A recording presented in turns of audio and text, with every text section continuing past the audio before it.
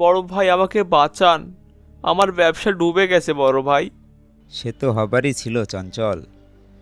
কতবার বললাম ব্যবসা করতে হলে সৎ থাকতে হয়, কিন্তু তুমি অসৎ উপায়ে ব্যবসা করছো। ভুল হয়ে গেছে বড় ভাই, ভুল হয়ে গেছে। এই ভুল আর করব না। এবারের মতো আমায় কিছু টাকা ধার দিন, যাতে নতুন করে ব্যবসা করতে পারি। কিছু টাকা বলতে কত? এই ধরুন লাখ 10। আহা, বলো কি! এত টাকা তোমায় দিয়ে দিলে আমার ব্যবসা যে বন্ধ হয়ে যাবে। আপনার তো নিজেরই কোনো ভাই নেই। ধরে নিন আমি আপনার ভাই। বিপদের দিনে ভাইকে একটু সাহায্য করবেন না বড় ভাই? আমার ভাই নেই ঠিক আছে, কিন্তু আমার তো সংসার আছে, ছেলে বউ আছে। এভাবে আমায় ফিরিয়ে দেবেন না বড় ভাই। বউ ছেলেকে নিয়ে যে আমায় পথে বসতে হবে। হুম, ঠিক আছে। আমি তোমায় 10 লক্ষ টাকা ধার দিলাম।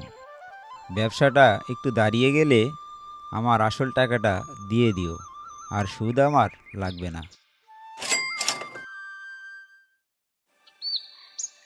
এই নাও তোমার চা। দিনে 45 কাপ চা খেয়ে পেটটাকে পুরো চা বাগান বানিয়ে ফেলবে এবার। চিন্তা হয় গো, চিন্তা। চিন্তা কিছুতেই আমার পিছু ছাড়ছে না। 3 বছর আগে ওই চঞ্চলকে 10 লক্ষ টাকা ধার দিয়েছিলাম নতুন করে ব্যবসা করার জন্য। এখন তার ব্যবসা ফুলে ফেঁপে উঠেছে, কিন্তু সে আমার টাকা কিছুতেই ফেরত দিচ্ছে না। আমি আগেই বলেছিলাম চঞ্চল লোকটাকে আমার সুবিধার মনে হচ্ছে না। ছেলে এবার কলেজে ভর্তি হবে। ভালো কলেজে ভর্তি হতে কত টাকা লাগে জানো? জানি জানি, সবই জানি। তা বলি, চঞ্চল কি জানে আমাদের এই খারাপ অবস্থার কথা? হ্যাঁ জানে, কিন্তু সে এখন টাকা ধার নেওয়ার কথা অস্বীকার করছে। এদিকে আমার কাছে তো কোনো প্রমাণ নেই, কি যে করি এখন। তারপর বড় ভাইয়ের দেওয়া টাকা দিয়ে আমার ব্যবসা একবারে গভীর মতো চলছে। এই নিন আপনার ডিম পাড়াটা। একই চঞ্চল ভাই, ডিমে তো পচা গন্ধ। হবেই তো, কম দাম দিয়ে খারাপ ডিম কিনে যে তাতে খরচ কম লাভ বেশি। হ্যাঁ কি বলো? আমি তো টাকা দিয়ে বাজারে সব থেকে ভালো ডিমই কিনি। তাই নাকি? তাহলে হয়তো আমারই ভুল। তারপর এই তো এই তো চঞ্চল ভাইয়ের দোকান। অনেক শুনেছি এই দোকানের ব্যাপারে। হ্যাঁ এটাই সেই দোকান। বলো তোমায় কি লাগবে? আমাকে আমাকে একটা চিকেন পরাটা দাও। এই নাও তোমার চিকেন পরাটা। পরের দিন তাড়াতাড়ি তাড়াতাড়ি হাত চালা, সময় কম, বেশি কাজ করে অনেক টাকা ইনকাম করতে হবে। আবার চলে এসেছি চঞ্চল ভাই, আমায় বেশি করে পরাটা দাও তো, খুব খিদে পেয়েছে। এ কি, 200 টাকা? খুচরো নেই? আরে না না, পুরোটাই রাখো। গতকাল তোমার দোকান থেকে চিকেন পরাটা খেয়ে গেলাম, তোমার মনে নেই? হ্যাঁ মনে আছে তো। তাড়াহুড়োর জন্য তো কাল টাকা দিতেই ভুলে গেছিলাম, তাই আজ দিয়ে দিলাম।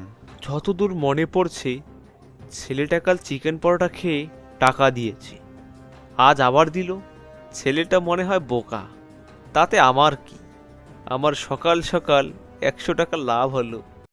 পরের দিন ইস, এখন সব কিছু ভুলে যাওয়া স্বভাব হয়েছে আমার। কাল সকালে চঞ্চল ভাইয়ের দোকানে পরোটা খেলাম, অথচ টাকা দিতেই ভুলে গেলাম।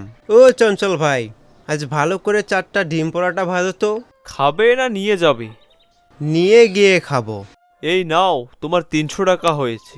আচ্ছা ঠিক আছে, এই নাও তোমার টাকা। ভাঙতি দাও। সত্যিই চঞ্চল ভাই, তুমিও আমার মতো সব ভুলে যাও। সকালে পেট ভরে পরোটা খেয়ে গেলাম, তোমার মনে নেই? আছে তো। সকালে টাকা দেইনি, সেটা মনে আছে? ছেলেটা ছেলেটা আবার ভুল করছে, তবে ওকে বলে দিলে আমার লস। হ্যাঁ হ্যাঁ, সকালে দেওনি তো। হ্যাঁ, ওটাও কেটে নাও একেবারে। সত্যি ভাই, তোমার মতো ক্রেতা পাওয়া ভাগ্যের ব্যাপার। রোজ এসো আমার দোকানে। ঠিক আছে চঞ্চল ভাই। তোমার ভুল মন স্বভাবের জন্য রোজ আমার কত টাকা এক্সট্রা রোজগার হয়। এরপর এ কি, আবার চিন্তা করছো? আহা, কোনো দিন কারো ক্ষতি করিনি আমি, উল্টো উপকার করেছি। আর আমার সাথে কিনা এমন হলো। আহা, এসব থাক না। এই নাও আমার বিয়ের গয়নাগুলো রাখো। এগুলো এগুলো তো আমি তোমাকে বানিয়ে দিয়েছিলাম। হ্যাঁ, এগুলো বিক্রি করে আমাদের 4-5 মাস চলে যাবে। না না না, এ আমি নিতে পারবো না। নিতে পারবে না কেন? আমার গয়না আমি বিক্রি করছি, এখানে কি সমস্যা? ছেলেকে বলেছি কলেজের ফর্ম আনতে, ও যে কলেজে ভর্তি হতে চায় ওকে সেই কলেজে ভর্তি করব, কেমন? পরের দিন, কি ব্যাপার চঞ্চল ভাই, ব্যস্ত নাকি? আরে ভাই তুমি, এসো এসো, বলো কি দেবো তোমায়। আজ অনেক কিছু নেব। তুমি আগে আমার আগে আসা ক্রেতাদেরকে ছাড়ো, তারপর আমি বলছি। সত্যি ভাই, তুমি খুব ভালো মানুষ, বুঝলে ভাইয়েরা, এই ভাইয়ের মতো সৎ মানুষ আমি দুটো দেখিনি। আহা, এত প্রশংসা করার কি আছে? না না, তোমার মতো এত সৎ মানুষ আজকাল দেখাই যায় না। অনেকেই তো আমার দোকানে ধারে খায়, কিন্তু টাকা দেওয়ার বেলায় দোকানে ধারের কাছেও আসে না, আর তুমি নিজে এসে টাকা দিয়ে যাও। তবে আজ ধারের টাকা দিতে নয়, নিতে এসেছি। আহ, মানে? দেখেছো, বলেছিলাম না তুমিও আমার মতো ভুলোমনা হয়েছ? কি বলেছিলাম তো? আহ, হ্যাঁ, তা মানে বলছিলে। মনে নেই? 2 মাস আগে আমার কাছ থেকে 15 লক্ষ টাকা ধারে নিলে। 15 লক্ষ টাকা? হ্যাঁ, বলেছিলে তো 2 মাসের মধ্যে শোধ করে দিবে। আজ তো 2 মাস পূর্ণ হলো, তাই টাকা নিতে চলে এসেছি। না না, আমি এত টাকা ধার নেইনি। সে কি, এই তো একটু আগেই বললে ওনার মতো সৎ মানুষ এখন আর পাওয়াই যায় না। তা উনি সৎ হলে মিথ্যে বলল কেন? হ্যাঁ, তুমি মনে হয় ভুলে গেছো। তাই তো হয়তো, কিন্তু এতগুলো টাকা নিয়ে ভুলে গেলাম।